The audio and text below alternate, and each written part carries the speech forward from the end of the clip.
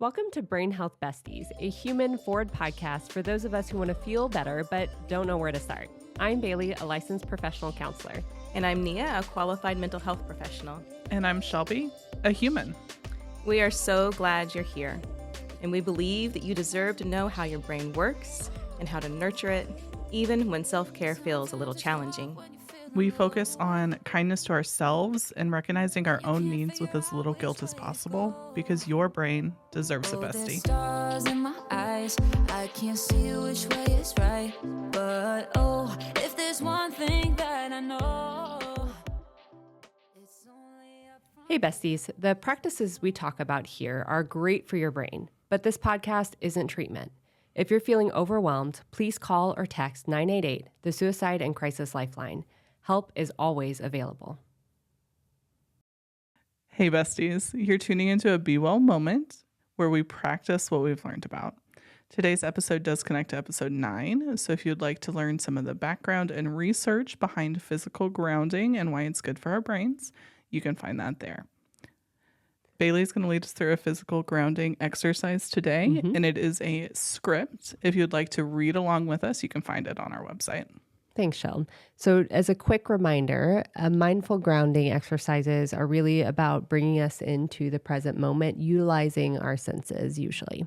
This particular practice, besties, is going to be rooted in our tactile sensation. So that's our sense of touch, not just with our hands or our fingers, but also the way the temperature feels in the room, maybe the air conditioning blowing on our skin, the way our clothes feel on our bodies. Those are all tactile sensations. So we're really going to be narrowing our focus into that sense to help ground us into this moment. As a reminder, besties, safety always first. So you are welcome to close your eyes during this practice. However, if you're driving or in a place where that's not safe, go ahead and keep those eyes open and you can just hone in on your sense of your tactile sense of touch. Okay. Are y'all ready? I am so ready for this. Okay. Reminder that everything's an invitation. If anything at any point does not fit for you, feel free to adjust or modify in ways that work best for you. So go ahead and get settled into our seat. Maybe feel the ground beneath you if you're standing or if you're sitting, your feet on the ground. And just take a deep breath in so we can start to settle in. Inhale. And then try to extend out your exhale just a little bit longer, letting your brain and body start to settle in. Then take another breath just like that, in through your nose, and gently extend it out through your mouth. A gentle reminder that our brains are built to wander. So if you're finding your brain distracted, with as little judgment as possible, just gently invite it back to this moment in your breath. And then on this next inhale, and then exhale, see if you can drop your shoulders away from your ears or release a bit of tension you might be holding in between your eyebrows. Try peeling the tongue from the roof of your mouth. If you find it, press there. And now start to bring your attention to the way the backs of your legs feel on your seat. If you're standing, maybe notice how the area on the back side of your leg behind your knee feels. Notice the seat of your chair or the ground solidly supporting you. Take another inhale and extend out your exhale, turning your awareness to how the shirt feels on your skin. Be aware of the texture of the fabric and the feel of it. Notice where it folds or ripples and how that feels different than the spots where it hangs loose.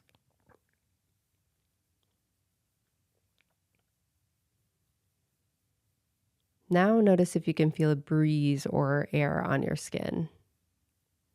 The feeling of your breath on the tip of your nose as you inhale, and then the sensation of your rib cage rising and falling as you breathe.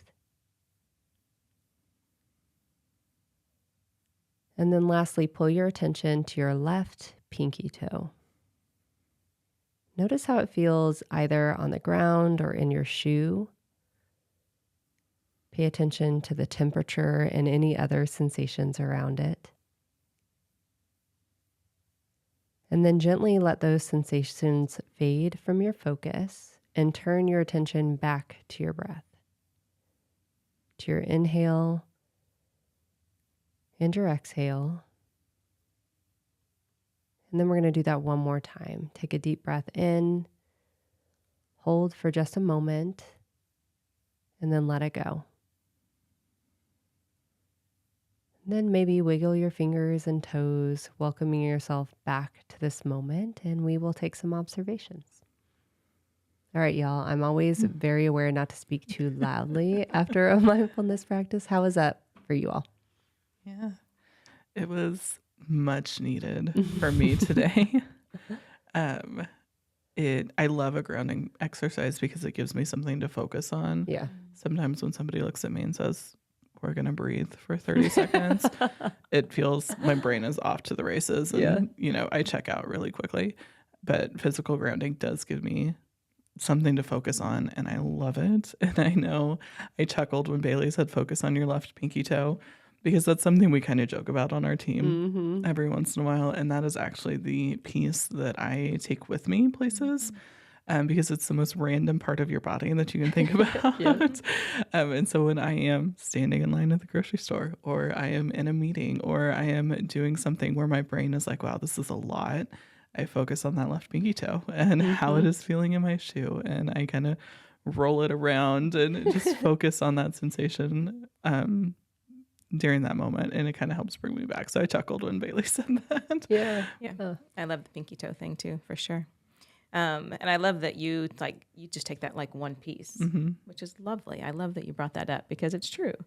So for me, I love the grounding exercise. I don't know that I do one this long often though. Yeah. So that was pretty cool to be able to go through each kind of part of it and to really challenge myself to stay in the moment, because I did have the mind wandering to the to-do list or the food that I want later or something like that. But I didn't want to open my eyes when it was time. Yeah. It's really calming. Well, and just the reminder that you inviting your brain back, that is the practice of mindfulness. Yes. That is bringing our brain to the present moment. There really is no doing it right or wrong. It is when you notice your brain wandering, you're like, oh, my brain's wandering. That's mindfulness. So thank you all for your willingness and your practice. I'm a little sad that I didn't get to practice. I think I'm going to have to do this on my own today. So I also get a grounding moment. You deserve it. Thank you. I appreciate that. Besties, we hope you found this helpful and that you can take it with you and practice wherever you are in all the spaces. We look forward to connecting with you again very soon. Take care and be well. If you enjoyed this episode, like and subscribe to Brain Health Besties so you can find us in the future. And since sharing is kind, share us with your besties. If you have mental health or wellness topics you'd like us to chat about, please reach out to bewell@livebrightly.org. Until next time, be well, besties. Shining brighter than the sun. I'm